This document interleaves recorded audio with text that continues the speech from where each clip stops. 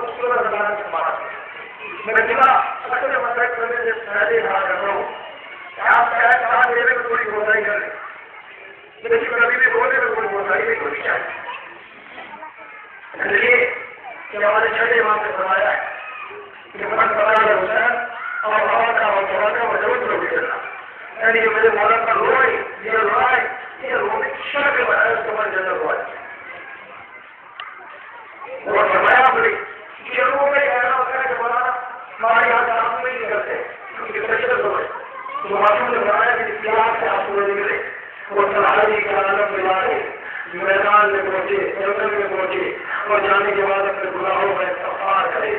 دماغ میں نے کون سا گناہ کیا ہے تم میرا مسائل ہو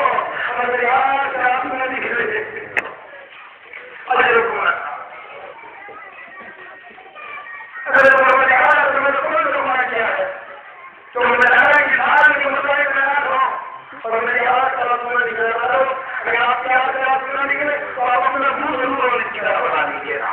اللہ اکبر. میری توبہ ہو گئی مجھے تمام ہونے جا رہی ہے. مختلف والوں کو ذرا اپنی سوچ کی بھی کیجیے گا.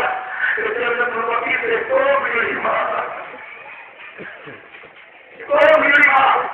اپنے شریر کا پہلو کو پکڑے آ رہی ہوگی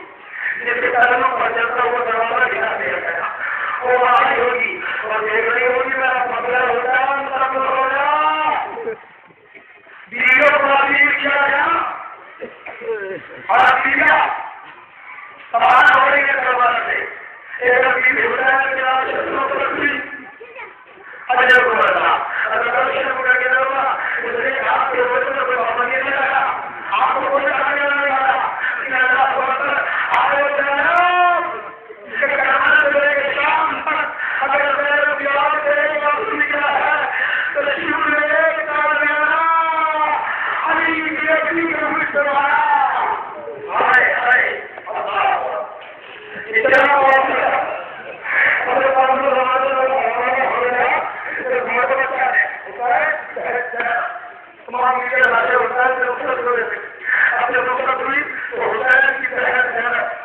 جب راشا حسین کے بڑی ہوئی تو مدینے کا رخ کیا اور مدینے کا رخ کرنے کے بعد کا بڑھیا ہوتا ہے آج تو مجھے مدینہ یاد آ گیا آج مجھے مدینہ یاد آ گیا شہزادی آپ کو مدینہ کیوں آیا تو مجھے مدینے سے وجہ سے یاد آ گیا یہ میں مدینے میں اپنے بہن میں رہتی تھی اگر دھوم بھائی میرے بھائیا نے میرے کو شادہ کا سایہ کیا میرے بھائیا حسین آئے آئے میرے سر میں طاقت نہیں ہے کہ میں میری لاش کو بتایا کرتا ہوں اللہ آپ مسلسل کیا کر رہے ہیں اب مسلسل تک پہا رہے ہیں لیکن میرا ضرور کیجیے گا اپنے رہت کربلا کی طرف چل کے جائیے گا اور سوچیے تو صحیح کہ علی کی عالی ہے علی کی لالی ہے پر ہاتھ بنے ہوئے ہیں میرے آدمی یہاں بنا رہے ہیں جناب اور چیزوں کا علی کے ہاتھ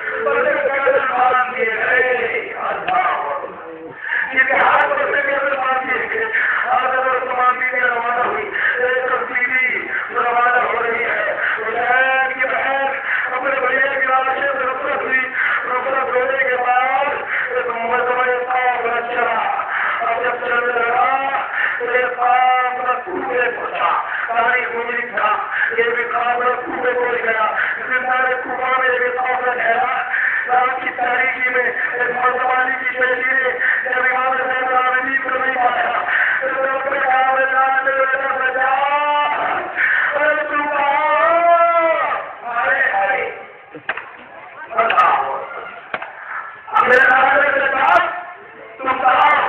نظر نہیں آیا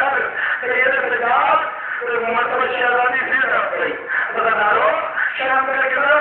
اس لیے یہ وہ وقت ہے کہ جس میں بیوی شہزادی دلاور پہاڑوں میں آتی ہے اور وہ دیکھ رہی ہوگی کہ میرے لال کو کون کی طرح کیا کر رہا ہے میرے لال کو کون کی طرح کو آ رہا ہے ایک مرتبہ رات رات کا وقت ہوا علی کی لاجری نے اطاعت کو نہیں پایا اپنے بیمار لاجے کو نہیں پایا کوئی آواز نہ آئی اتنا کچھ آیا میرے لاجے چکا ہو کوئی آواز نہیں آئی تیسری مرتبہ کوئی کہا تم کہا کوئی آواز نہ آئی تو علی کی نجف کا رخ کیا اور نجف کا رخ کرنے کے بعد کہا اے نجف میں سونے والے بابا اللہ عزادارو میری آواز کی رفتہ آپ جتنے گریا کر سکتے ہیں گریا کر لیجیے گا عزیزان محترم علی کی لاڈلی نے ایک مرتبہ نجف کا رخ کیا اور نجف کا رخ کرنے کے بعد کہا اے نجف میں سونے والے بابا